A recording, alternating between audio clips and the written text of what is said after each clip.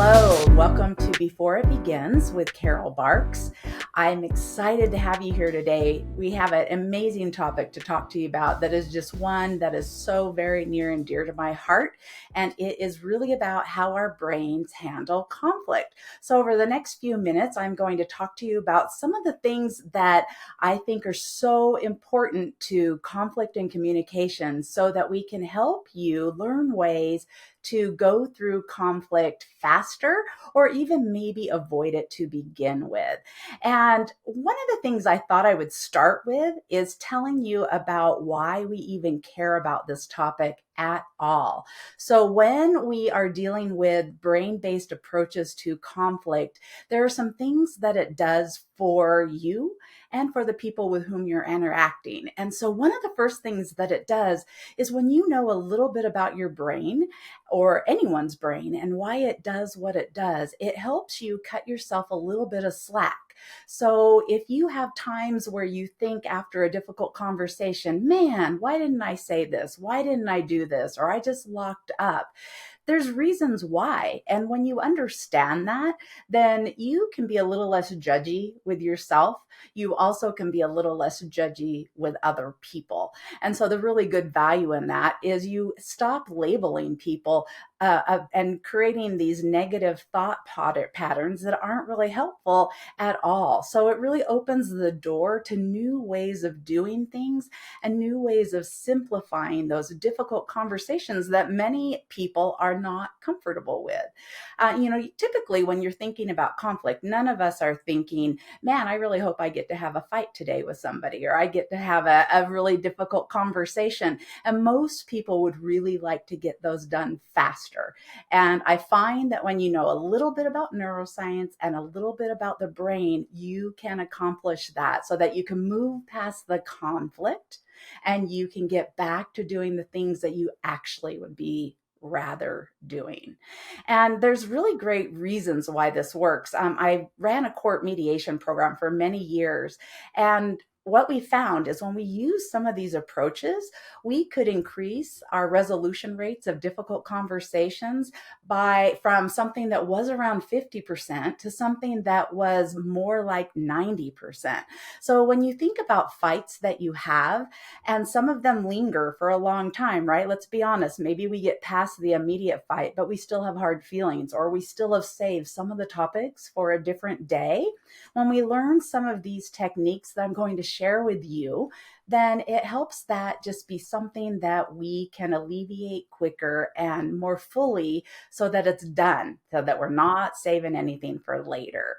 So I wanted to tell you a little bit about my journey because I think it would be helpful as we go through future sessions together and future times that you know where I started. And because neuroscience was not my jam to begin with. So when I was little, I thought that I would be an archaeologist or an anthropologist or a paleontologist.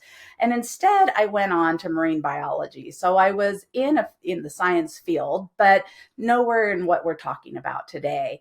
And when I got out of college, I did exactly what you would expect that I would do. I went right into banking, which, not really my jam if you think I'm a science girl. And then I went into computer software for banking, and that was better, but still not great. And at that point in time, I was living in the San Francisco Bay Area, but I had grown up in Las Vegas, and I was pretty new to the Bay Area. I'd gone to college in San Diego, and the Loma Prieta earthquake hit. And in case you're not aware about that earthquake, it was huge. And there was a section of a freeway called the Cypress structure. And that part of the freeway collapsed onto itself, pancaked, trapping the cars that were in it and the people that were inside of those cars. And it became a major rescue effort.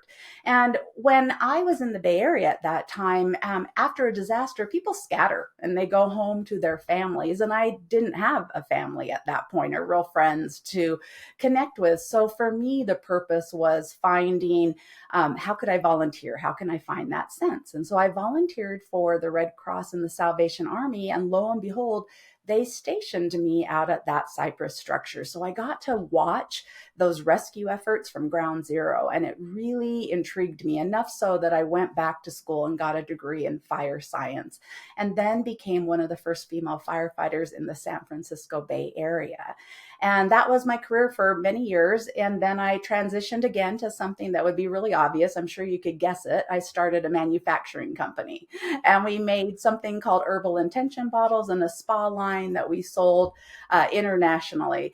And those herbal intention bottles, nobody knows what they are. But we sold a lot of them, I promise. And so then at that point, my husband moved us to Jackson Hole, Wyoming. And if you've ever been there, you know it's not a manufacturing hub. So I had to transition yet one more time. And I created a concept that was probably the most logical transition from a manufacturing company that sold to stores. I created a store that was branded to go between William DeLuca and William and Sonoma, Dean and DeLuca's Pottery Barn and Crate and Barrel. And it was branded up the center to be essentials for living well. And my uncle, Bill Rosenberg, was the founder of Dunkin' Donuts, and he also was the creator of franchising. And so my mission was to follow in his footsteps. And we were doing just that. Everything was great. I was about 3 to 6 months away from the benchmark numbers to duplicate, when really I came to the determination that my marriage really wasn't going as well as my business endeavors. And I decided to file for a divorce. And that divorce was really the darkest chapter in my life. It took 3.5 years of fighting. Part of the loss in that was my business endeavor collapsed and I had to start over. So I started consulting for other businesses who wanted me to do what I was doing for my own business in theirs. But I really panicked because I thought, what happens when people don't know me anymore and somebody's interviewing me to consult for them and they say, man, Carol, why should we hire you? And I say, well, I'm kind of this badass firefighter marine biologist and I can totally help you with your business. And I thought, oh, I better go back to school. So I went and got a degree in global leadership and influence and then a master's in conflict management and negotiation. No idea what I was going to do with it other than thinking it might help with this divorce that took 3.5 years, and then the ensuing lawsuits that would happen every couple years, like you get your teeth cleaned. My ex would bring me back to court. And so in that, I knew I needed to recreate, needed to find a new, what am I going to be when I grow up again? And if you've tracked with me so far, I have no problem with big changes. But at this point, I did, because I had lost everything. I had lost my home. I had lost my finances, my business, my identity, parts of my family. And as I tried to recreate with my normal type A personality, I would bump up against my own glass ceiling. And when I would do that, I'd realize, man, I can't get past it because I've lost everything. If I rebuild, I could lose it again, and that became scary. So that brought me into discovering the world of neuroscience. And then I was able to learn how to leverage my brain to recreate and grow to where I'm at now. And I was able to overlap that into the conflict resolution work I was doing by mediating and training and teaching. And then we realized that using those principles, there were faster ways to manage conflict really well. And so today I want to tell you about 3 of those things to just get you started. And so there's 3 main topics. One I want to talk to you about is that stressed brains really don't work very well. I also want to talk to you about perceptions and how they are faulty. And then I want to talk to you about how the lack of information that we have creates evil plot twists that do not help you through the situation that you're having. So when we're talking about stressed brains, what I'd like you to know is that when your brain gets activated, there's a part of your brain that is called the amygdala, or there's amygdalae, there's 2 of them, and they are responsible for your freeze, fight, or flight part of your brain. But they're also really interested in keeping you safe and removing you from danger fast and with the least amount of effort. So when they trigger, what they do is they move blood from things that you don't need, like your digestive tract or your reproductive organs, and move it into your arms or to your legs so that you could fight or flee if you needed to. But they do one other thing that is not so great when we're having a dialogue. It shuts down a thinking part of our brain called the prefrontal cortex, which is where we have kind of our genius decision making part of our brain. So if you've ever had a conflict where you walk away from it and you think, dang it, why didn't I say this? Or I should have said that. That's because your brain was not open for business. And so when you're having conflicts, it's okay to pause. We used to be told that, never go to bed angry or that we've got to deal with this in the moment, but it's okay to notice that you're activated. And it's okay to say, I need a few minutes to get right back into where you're thinking. And whether or not you do that freeze, fight, or flight thing really depends on how your brain, your unconscious brain, assesses that threat and how you're going to get through it. So really your brain first would like to freeze. The next, because that's the easiest thing. If I can just freeze and the conflict goes by, we're golden, right? There's not a lot of energy there. But then from there, the next thing our brains would really prefer for us to do is to flee. So if we can get out of the way and not have to deal with it, that would be choice two. And then the last would be the fighting, because that's the area where we actually could be damaged the most. But you probably all can think of people who really go right off to that fight mode. And that's really because their brain has learned to adapt that that's something that's effective to them. So oftentimes for bullies, if we, power over somebody, people back off, people give us what we want. And that's really what's happening there. So I'll give you an example of a story when I first started dating my current husband. And I deal with conflict all the time, and I really, really like talking about it, and I like helping people through it. But I noticed when he and I had some of our beginning of relationship conflicts, we would be like, say we were over here having a conversation, I would flee, I would be out. And so the only thing that would happen, he'd follow me, was that the conflict was over here and it would go back and forth. And I started realizing, because we have this ability to observe our brains, which can impact the behaviors that we have if we stay mindful of them, I started noticing, wow, for him, I'm a fleer. And so then we'd have a conversation. We're over here. I would start fleeing. He would follow. And I'd go, man, Carol, you're fleeing. And I'd go, you're damn right I'm fleeing. And I am still out, And so I'd go right over here. And it would go back and forth again. But over time, I could notice that more to where I could articulate to him, for whatever reason, when you and I have a conflict, I go into flee for my fight or flight mode. And so if you just let me go and don't follow me, give me just a few minutes to get my brain back activated, I can re-enter and we can have a better conversation. So how do you notice these things? You notice by those physiological cues. For me, when I get stressed, my voice starts cracking. I could start tearing up if it's a really serious, high stakes conversation for me. Other people shake, or some people get red and flushed. Some people start doing what's called eye blocking, where they blink a lot. If you notice that in others, or you notice it in yourself, pause. You don't have to barrel through these conversations, and you slow down. And so even just slowing down your voice can slow down your brain and can slow down the brain of the other person. So those are great things that you can do to make it so you can access that brilliant information that you have and those thoughts you want to share. So moving on from that, I wanted to talk also about perceptions. And so when we're talking about perceptions, they're really based off of the premise that our brains like to not spend a lot of energy. So of all the energy that we have in any given day, our brains utilize 20 to 25% of that. And so even though our brains only weigh about 3 pounds, they're hungry, right? But they're based off of a caveman development. And so they don't want to use all that energy in case they have to fight off a saber-toothed tiger or a warring tribe. And so even though we're not dealing with those things now, our brains do it the same way all the time with the same intensity. And so what happens is our brains look for pattern recognition. And when something happens, our brains go, this feels like something that happened in the past. So in the case of my conflicts early on with my husband, the pattern was that my biggest hit in my life, my biggest loss was my previous husband.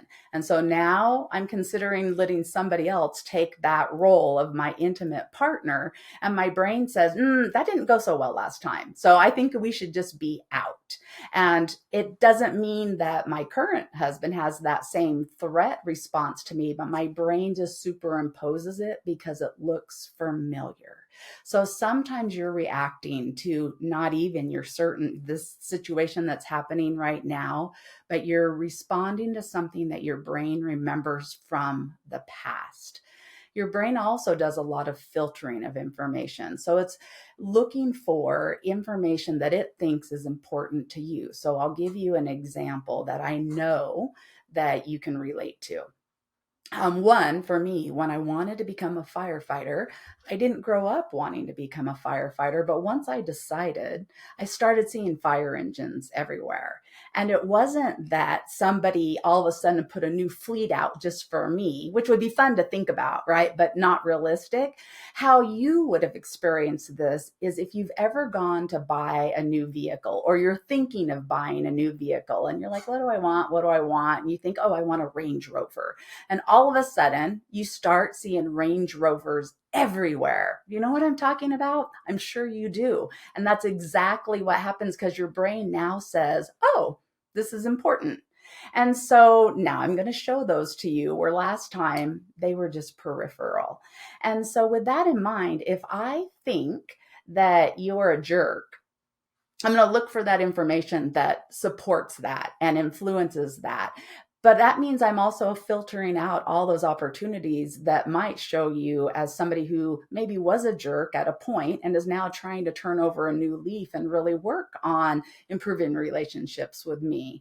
So I want you to stop fighting with people about even how things played out, because we know from research that even if we had two twins standing right next to each other and observing a situation, they would observe different things. There would be things that they would see that the other twin didn't see because they're oriented towards different information. So when you have arguments with people and they say, this is what happened, and you say, that is not what happened, this is what happened, and then you go back and forth, and there's two things that are problems. One is now you're not arguing about what can get you past this conflict, and you're never going to agree because you have these different perspectives. So what I want you to do is stop doing that. Like, just stop it. Like, just let that go and instead be curious about what somebody else's perspective is. Because when you come into any conflict, which is really a negotiation, you already know what you want to have happen. You already know what your belief structure is.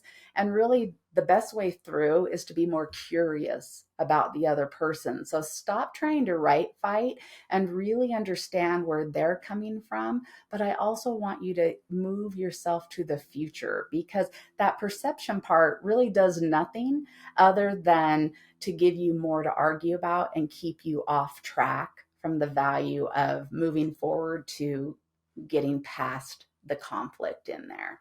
And so one of the last things that I really want to talk to you about is evil plot twists with lack of information. So our brains, again, back to trying to keep us safe and back to that pattern recognition, are really about trying to know what we can anticipate and really wanting the information so that it can keep us safe based off of what it knows has been safe for us before.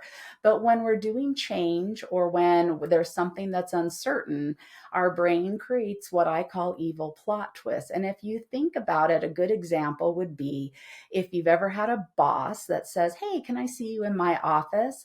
Nobody goes, "Woohoo, I'm getting a raise." Most of us go, "Shit, what happened? I must have done something wrong. What did somebody tell them? How did this happen?" And it doesn't even really matter if you were like just given employee of the year like the week before. You get stressed, and stress chemicals get released in your brain. And when that happens, then those amygdala start firing, and you now are losing any ability to have these reasonable, intelligent conversations that you want to have. So the rule of thumb for this is really, if you are the person who is asking somebody into your office, tell them why. Can I talk to you for a minute in my office? I wanted to talk about the budget. So they're not doing this walk that's potentially to the death sentence for them. They know what's going on. And likewise for you, connect those dots, ask those questions if you don't have all the information, and realize that it is normal that when you don't have it all, we go to this negative spot. And which is why we sometimes don't like change, because our brains can't predict that. So these are all normal things that happen with our brains. And so what I really want you to think about is, how do you employ these? We're talking about stressed brains don't work. We're talking about your perceptions are faulty. And we're talking about the uncertainty and the unknown is really scary. And we always take that negative. And so what I want you to do is think about, how can I manage these things better? Well, I want to use a chance to talk when my brain's best at that. So maybe the best part of the day for me, I'm a morning person. So after I've woken up and I'm fresh, this is a super time to have a conversation for me. But if I'm talking with somebody who's a night owl, who really doesn't even wake up until they've had a bunch of coffee and it's 10:30, 11:30, I don't want to have a first morning conversation with them, because I'm much easier to fall back into these patterns. And really just make sure that you give yourself breaks. You give yourself the chance to move away from these. You could have walking meetings, because our brains do really well with oxygen. In fact, just random quick fun fact is, when our brains are really developing, the average male walked 15 to 20 miles a day, and the average female walked 10 to 12 miles a day. So our brains work really well when they're oxygenated. So maybe if we have a tough conversation, we do it while we're walking. Or maybe you do this before you have the conversation, so that your brain really has that ability to do what you need it to do when you're in these moments that can be really challenging to you. Wow, we sure covered a lot today. I felt like I was talking a million miles a minute in wanting to get you all this information that I'm so passionate about. And I talk about these conversations and topics daily. And hopefully you can see that I'm so passionate about them and so excited to share them with you. So I'm really grateful that you spent this time with me. If this is something that you find intriguing and you want to learn more about it and take a deeper dive, please subscribe to this podcast so that you can not miss another moment with me.